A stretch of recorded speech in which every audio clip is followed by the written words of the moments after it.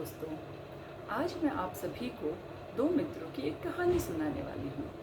एक गांव में दो मित्र नकुल और सोहम रहा करते थे। नकुल एक धार्मिक व्यक्ति था जो अपना सारा समय पूजा पाठ और मंदिर में व्यतीत कर देता था, लेकिन सोहम एक मेहनती व्यक्ति था। एक बार दोनों मित्रों ने मिलकर 1 बीघा जमीन खरीदने का निर्णय लिया ताकि उस जमीन पर वो एक अच्छी फसल उगा सके और अच्छा मुनाफा कमा सके और उस मुनाफे से वो खुद का एक घर खरीद सके।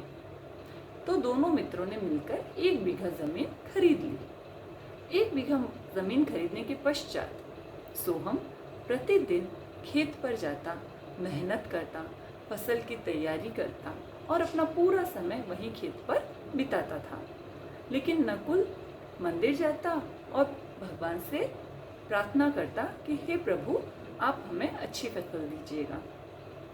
ऐसे ही धीरे धीरे करके समय बीतता गया और सही समय आने पर उन्हें बहुत ही अच्छी फसल प्राप्त हुई।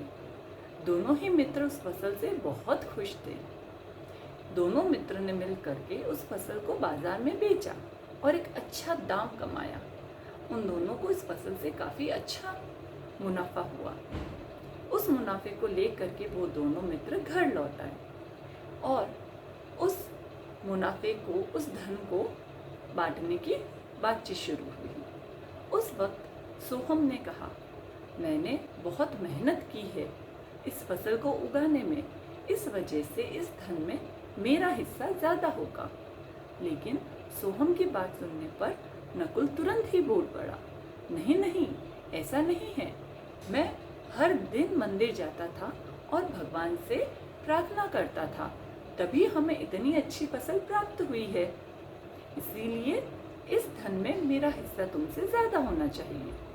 दोनों ही मित्रों में इस बात को लेकर के बहुत बहस हुई, लेकिन वो किसी भी निर्णय पर नहीं पहुंच पाई।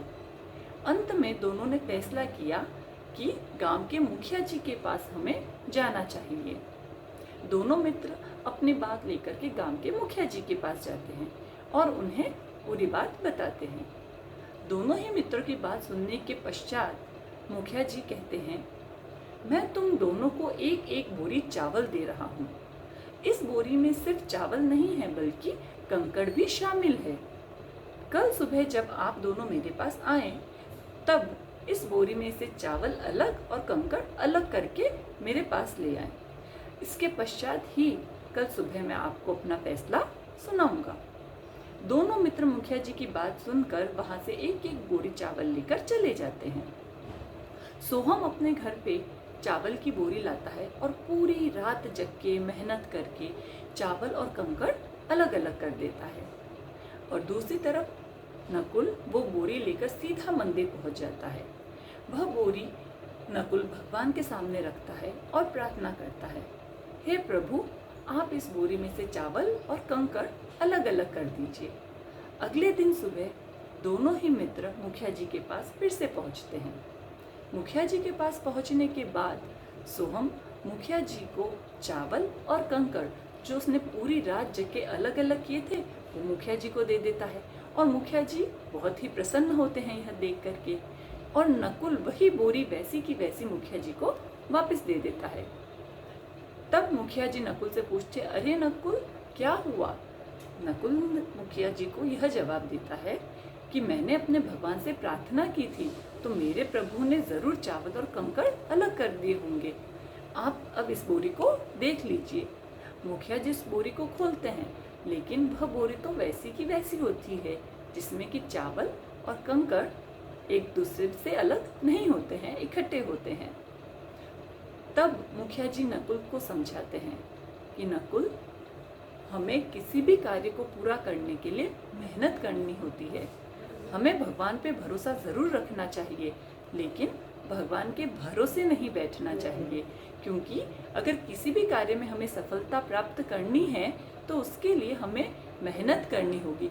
तभी जब हम परिश्रम करेंगे, मेहनत करेंगे, तभी हम उस काम में सफल होंगे, हमें सफलता मिलेगी।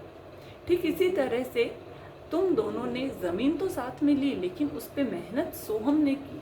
इसी वजह से जो मुनाफा उस फसल से हुआ है उसमें सोहम का हिस्सा ज़्यादा होगा। यह बात सुनने के पश्चात नकुल को भी यह समझ आ जाता है कि हमें मेहनत और परिश्रम करना चाहिए, आलस एक अच्छी बात नहीं है। तो इस कहानी से हमें ये सीख मिलती है कि परिश्रम और मेहनत करने पर ही कोई भी मनुष्य एक अच्छा परिणाम या सफलता पा सकता है।